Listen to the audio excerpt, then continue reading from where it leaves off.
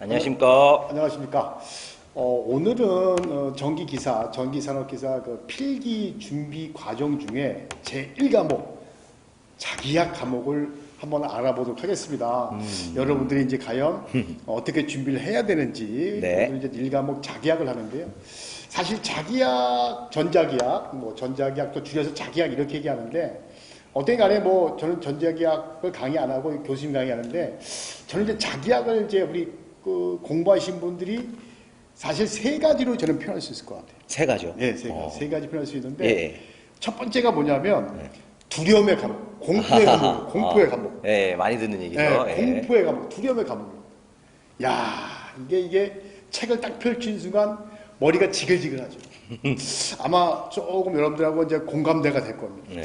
두 번째가 뭐냐면 이 과락을 면하자. 아, 그러니까 예. 과락할 수 있는 아주 유력 과목이죠. 그렇죠, 그렇죠. 네. 또. 그래서 과락을 어떻게 하면 8개 이상, 8개부터 과락이 면하죠. 7개까지 예. 과락인데 과락을 어떻게 면할까가 머리를 씁니다. 자, 세 번째, 이건 제가 생각한 건데 여러분 맞나 모르겠네요. 인생을 되돌아보는 과목. 뭐 멋있는 말인데요. 인생을 되돌아본다. 이게 무슨 얘기냐면 예. 사실 산수가 많이 나와요. 수학이. 하하. 그래서 공부를 하다가 막히면 그렇죠. 순간적으로 이거 중학교, 초등학교, 중학교 아하. 또는 고등학교 어려운 수학도 있겠지만 예. 그간에 내가 그때 왜 조금 덜 했을까? 하지만 늦진 않았습니다. 왜? 해결책을 가지고 왔으니까요. 그래서 이제 어떤 해결책을 갖고 오는지는 이제부터 시작인데요. 첫 번째는 저는요, 공부를 자기학을 어떻게 했냐면 자기 딸 때, 도움이 될는지 모르겠어요. 저는 20문제 중에 전 전략을 딱 세웠어요. 예. 몇 개 준비했냐면요. 예. 11개. 아, 11개. 11개밖에 했어요. 예, 완벽하세요. 네, 이런 그때 거. 예. 차범근이가 유명해서 아. 11번, 11개 맞자라고 했어요. 예. 그래서 11개를 어떻게 맞으면 되냐면, 일단은 공부할 때 보면 쉬운 문제가 있었어요. 그쵸. 교수님 보시고 이제 만나보세요. 쉬운 문제를 위주로 봤어요. 그러니까 어려운 건 다 패스. 쉬운 거 위주로 해서 그래 6개 맞자. 네네네. 그리고 간연도도 똑같이 나오는 경우도 있거든요. 그렇죠. 예, 그래서 중간 정도 되는 간연도를 아예 비스무리하게 외우든가 아니면 중간 되는 간연도 위주로 봐서 그거 5개, 그 다음에 아까 얘기한 기본 아주 쉬운 문제 6개, 11개. 그럼 9문제가 남잖아요. 그렇죠. 9개는 문제는 4번으로 찍기. 아, 좋습니다. 아니면 3번으로 찍기 하면 2개 오세요. 그럼 잘 맞으면 13개. 근데 재수 없어서 만약에 내가 간연도 잘못 이어서 하나 날라가 쉬운 문제인데 내가 실수해서 하나 날라가 그래도 11개. 그렇죠. 예, 저는 이렇게 전략을 하셨습니다. 역시. 교수님 어떠세요? 이렇게 전략 쓰이면?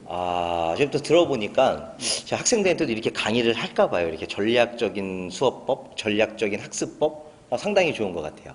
물론 이제 저도 수업을 이제 계속 하고 있으니까 말씀을 좀 드리면 교수님께서 하셨던 방법이 현명하신 거예요.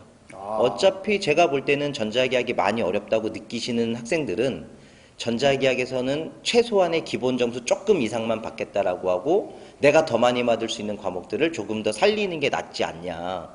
자기학 20개 중에 19개 못 맞으면 좀 어떻겠습니까? 18개 못 맞으면 어때요? 합격만 하면 되는 건데. 그렇죠. 아주 좋은 작전인 것 같으세요.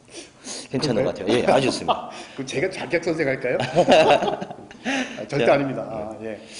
일단 네, 예, 생각을 해보니까 제가 이제 수업 시간에도 종종 말씀들을 드리고는 있는데 전략을 짜서 이런 식으로 공부하는 방법들이 완벽하게 일치하는 것 같아요. 제가 수업할 때 얘기했던 얘기랑. 근데 우리 교수님께서는 제 수업을 듣지 않으셨는데도 이미 벌써 그걸 하고 계셨다는 건 이게 틀린 방법은 아니라는 거죠. 제가 하고 있는 것도 틀린 게 아니고 교수님이 하신 것도 틀린 게 아니었다라는 거. 그런 것 같네요.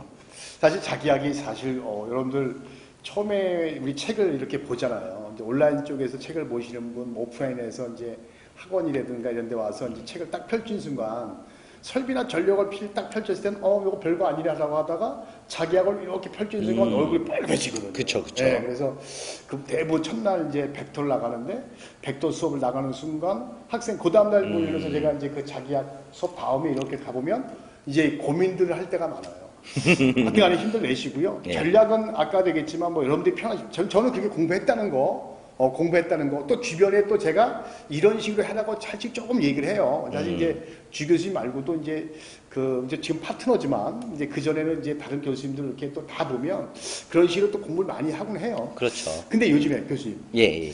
저도 요즘에 보니까 전에는 예. 몇 년 전만 해도 사실 산업기사하고 기사가 네네네. 문제가 같았어요. 아, 그래서 어떤 전력하고 설비는 사실은 이제 산업기사하고 기사하고 예, 난이도 차이가 그다지 없었거든요. 예, 예, 예. 근데 저도 가끔 보면 이제 기사하고 산업기사를 이제 오전, 오후 나눠서 보잖아요. 그렇죠, 그렇죠, 그렇죠? 그렇죠. 오전에 기사, 예, 오후에 예. 설기사 보는데 예, 예. 보신 분들 얘기 나오면 기사하고 산업기사 레벨 차이가 좀 있어요.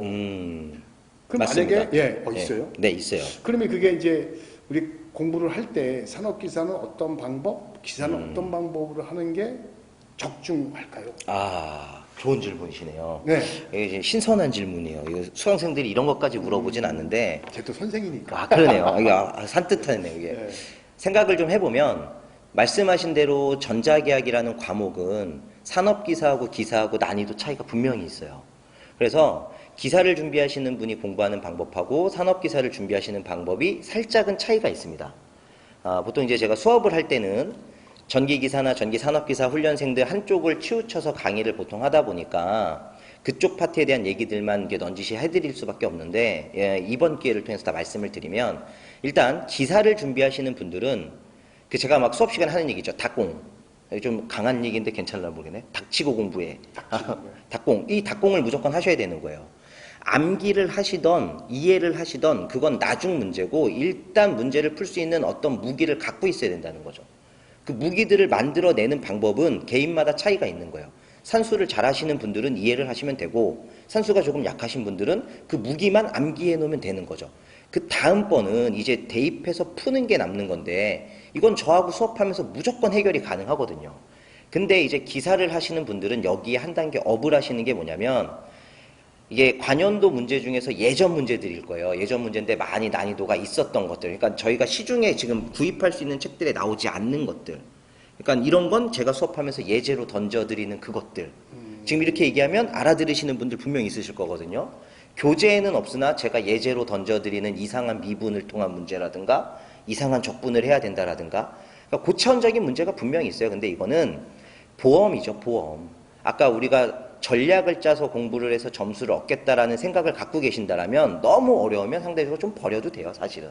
만점이 아니니까. 그렇죠. 그래서 평균 점수 이상만 얻을 수 있다라고 하면 그런 것들 너무 신경은 안 써도 되지만, 교수님 말씀하신 대로 기사라는 과목하고 산업기사는 분명히 차이가 있는 거예요. 그래서 예전에는 산업기사 같은 경우면 딱 두 개 파트로 나눠졌죠. 전자계약은 전계와 자계. 네. 근데 이제 교재가 항상 보면 벡터가 첫 장이다 보니까 이제 잘 가세요. 벡터, 합성, 합차 하는 데까지 잘 가시고 평행, 사변형, 합성공식 잘 넘어가셨다가 이제 내적, 외적 조금 힘들어지는데 이러다가 갑자기 미분연산자 탁 터지면 이거 안 해야 되나? 머리 아파. 그렇죠. 이렇게 가는 거거든요. 예, 이렇게 되는 거예요. 예. 미분 나오면 갑자기 머리 아파요. 예. 그런데 이제 사실은 이 미분연산자라는 이름이 낯설을 뿐인 거지, 실제로 수업을 한두 번만 딱 들어보시면 그냥 단순한 약속이라는 게 보이시는 거예요. 그러니까 어렵게 생각하지 마시고 게임한다고 생각하시는 거예요. 내가 이 문제를 푸는 게 내가 이 게임을 하는 거라고 치면 이 게임을 깨나가기 위한 무기들을 하나씩 수집한다라고 생각을 하시고,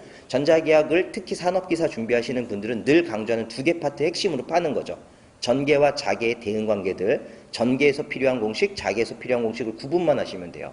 이때 조심하실 건 뭐냐, 산업기사는 공식만 단순하게 외워도 뭐 R의 반비례냐, R 제곱의 비례냐, R 2분의 3승의 반비례냐, 이런 걸 구분하는 식의 문제들이 많아요. 그러니까 요걸로만 해도 기본 점수는 나온다 이거죠. 헌데 기사는 여기서 살짝 올라가는 거예요. 똑같은 공식을 쓰는데 이 문제에 이 공식을 쓰는 걸 숨기는 경우가 생기는 거예요. 그러면 이제 우리가 해야 되는 건 뭐냐, 공식을 암기할 때 한 가지만 더 하는 거죠. 이 공식은 어떤 도체의 어떤 그림에서 어떤 경우에 사용하는 건지까지만 신경을 써준다면 내가 산업기사를 보던 기사를 보던 전혀 걱정할 게 없어요. 저도 학생 때, 지금은 어떻게 이렇게 하다 보니까 전자계약이라는 과목을 강의라고 있지만, 조금 죄송한 얘기를 해드리자면 저 전기과 3학년 2학년 다닐 때 전자계약이라는 과목을 자포자기약이라고 불렀어요. 내가 해도 안 된다. 자포자기. 들어도 안 된다. 그런데 선생하고 있어요. 그러니까요.